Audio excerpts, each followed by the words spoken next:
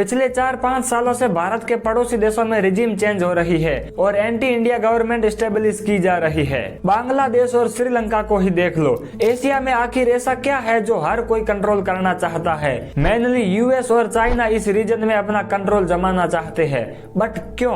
2021 में म्यांमार और अफगानिस्तान में रिजीम चेंज हुई, 2022 में पाकिस्तान और श्रीलंका में भी रिजीम चेंज हुई, 2024 में बांग्लादेश में और 2025 में नेपाल में भी जेनजी प्रोटेस्ट के चलते सरकार गिरा दी जाती है। लेकिन ऐसा आखिर कौन कर रहा है? इसके पीछे एक बहुत ही बड़ी ताकत काम कर रही है, बट क्यों?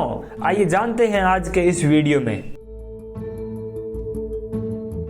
इसकी शुरुआत 2021 में होती है जब म्यांमार में मिलिट्री ने कू कर दिया था और सत्ता अपने हाथ में ले ली। इसके सिर्फ 3 महीने बाद ही अफगानिस्तान में भी रिजीम चेंज हो जाती है और अमेरिका अपना बोरिया बिस्तर बांधकर यहां से निकल जाता है और तालिबानी फोर्सेज फिर से कब्जा कर लेती है। इनके डर से अफगानिस्तान के राष्ट्रपति अशरफ गनी देश छोड़कर भाग जाते हैं। इसके बाद पाकिस्तान में भी रिजीम चेंज हो जाती है क्योंकि यहाँ पर तो देश ही मिलिट्री चलाती है। जैसे ही इमरान खान ने मिलिट्री के अगेंस्ट कुछ चून चपट स्टार्ट किया तो अगस्त आते आते इमरान खान को जेल में डाल दिया जाता है और आर्मी अपना ही एक पपेट पीएम बिठा देती है। इसके बाद से पाकिस्तान के हालात आप ही देख लो। इमरान खान के रहते तो हालात फिर भी ठीक थे, लेकिन उसके बाद तो पाकिस्तान हर जगह भीख मांग रहा है। इनफैक्ट अब तो पाकिस्तान की आर्मी रेंट पर गाजा में शांति करने के लिए भी जाएगी। आसिम मुनीर को लगा था कि अमेरिका तो बहुत अच्छा दोस्त है और अब वो यूएस का करीबी हो गया है, लेकिन आसिम मुनीर ये भूल गया था कि अमेरिका कुछ भी फ्री में नहीं देता है। भारत के पास के इन 3 देशों में तो एक ही साल में रिजीम चेंज हो गई थी।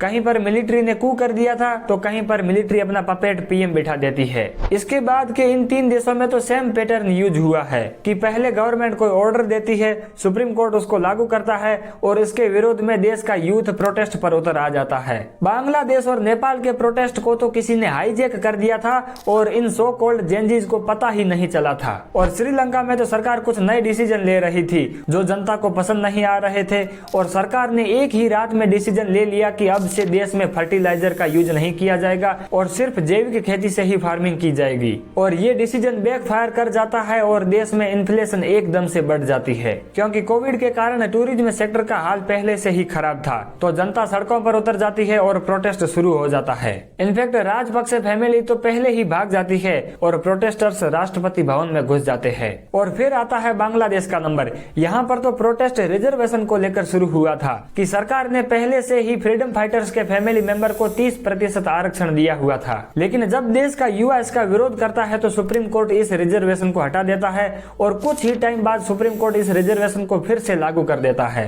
तो देश का जेनजी यूथ फिर से प्रोटेस्ट स्टार्ट कर देता है और पीएम शेख हसीना ये बयान देती है कि रिजर्वेशन फ्रीडम फाइटर्स को नहीं मिलेगा तो किसको, रजाकार को मिलेगा। इस एक बयान के चलते शेख हसीना की सरकार गिर जाती है और 5 अगस्त को शेख हसीना हेलीकॉप्टर में बैठकर भारत आ जाती है। लेकिन जब थोड़ी और रिसर्च करी तो पता चला कि शेख हसीना ने यूएस को मिलिट्री बेस के लिए अपना सेंट मार्टिन आइलैंड देने से मना कर दिया था और पब्लिकली आकर बोल दिया था कि गोरे लोग बांग्लादेश से मिलिट्री बेस के लिए आइलैंड मांग रहे हैं ताकि वो यहाँ से एशिया के इस रीजन को कंट्रोल कर पाए। और इस बयान से अमेरिका पहले से ही चिढ़ा हुआ था और उसने मौका देखकर बांग्लादेश के जेनजी प्रोटेस्ट का कंट्रोल अपने हाथ में ले लिया। और ये सो कॉल्ड जेनजीज सोच रहे थे कि वो प्रोटेस्ट अपने मर्जी से कर रहे हैं। नेपाल में भी सेम यही पैटर्न यूज हुआ था कि देश की गवर्नमेंट एक ऑर्डर देती है और सुप्रीम कोर्ट उसको लागू करता है तो देश का यूथ सड़कों पर उतर जाता है। और यहाँ पर तो एक्स पीएम की वाइफ को जिंदा जलाकर मार दिया गया और फाइनेंस मिनिस्टर को तो दौड़ा दौड़ा कर मारा गया। एशिया के इस रीजन में इतनी अनस्टेबिलिटी का रीजन है यूएस और चाइना के बीच पावर की लड़ाई।